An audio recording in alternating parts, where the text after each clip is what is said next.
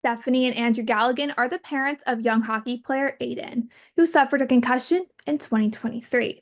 Both Stephanie and Andrew are in their early 40s and live in Tampa, Florida. Stephanie is a lawyer and Andrew is a pediatrician. He didn't know what day it was 3 days later. But it's the second hit that you really have to worry about because it's like your brain rattling around in your skull and the bruising and it can heal. But if it has like a 1, 2, 3 punch, typically within the same 6 month period, you're at real risk for long-term damage. He was like living in a dark cave, like out of commission, not in school, barely functional for like at least 10 days, probably 2 weeks. And then he got back to normal slowly. They say it can take up to 6 months to heal, but at least for like a month, he was off for sure. It was obviously headache and pain. He had a little bit of like light sensitivity. And then in the coming like days and weeks after, some balance issues. So he's pretty, solid on his feet, but you could tell he's a little off with that. And then just a little bit, kind of problems with not memory, but just how his brain was like maybe a little bit slower with functioning. Jacob Weaver is a former amateur hockey goalie. Weaver suffered from 8 concussions in his 12-year career, each with different symptoms.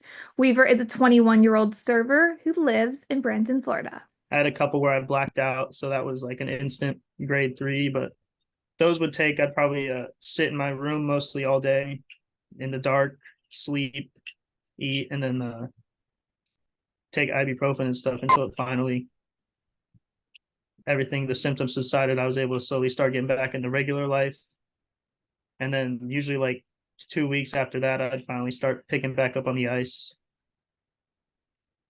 But it would interrupt my school life a lot. Like I'd be out like weeks of school just from concussions. A.T. Brown is a retired professional hockey player who also had his fair share of concussions throughout his 8 seasons in the NHL. Being in the league for almost 10 years, Brown learned the ability to trust himself as a player when it came to concussions. You're not doing a whole lot. You're sitting in a room and just kind of resting. You're fatigued and tired, and obviously once you start slowly, they have a step-by-step process to get back, and it's whether it's hey, go do a 5-minute bike today and we'll see how you feel. Then the next day if you feel good, maybe it's a 10-minute bike, and then slowly working your way up to like a full exertion. Obviously, but if there's ever a step back or you start feeling those symptoms again, you kind of have to reel yourself back in. I think that's the important part too, is you have to trust your body, trust yourself.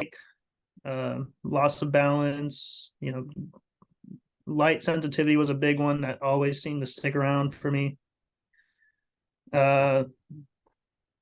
Memory loss has been a kind of a thing. Short term, I have trouble remembering stuff, but I haven't noticed much like longing effects so far, but that could be later in life. Professional sports leagues have concussion protocols, which a player must pass in order to start playing again after a bad hit or fall. However, Brown says improvements are still needed. There's times too where even I cleared concussion protocol and I knew I wasn't good. So I could have gone back and played, but I think that's one of the instances where I got older and I got smarter. Sometimes you say, oh, I'm just okay, I want to play, but as I got older, you kind of realize the importance of your brain. As terrible as that sounds, like it takes that long, or getting a concussion to kind of realize it's not something you want to mess with, and I had to say like, hey, I'm not ready. Even though I can pass the test, something doesn't feel right with me. Although no evidence shows that athletes playing with an active concussion can multiply their risk of developing CTE later in life, there's backed up research that shows longer careers in ice hockey can lead to CTE.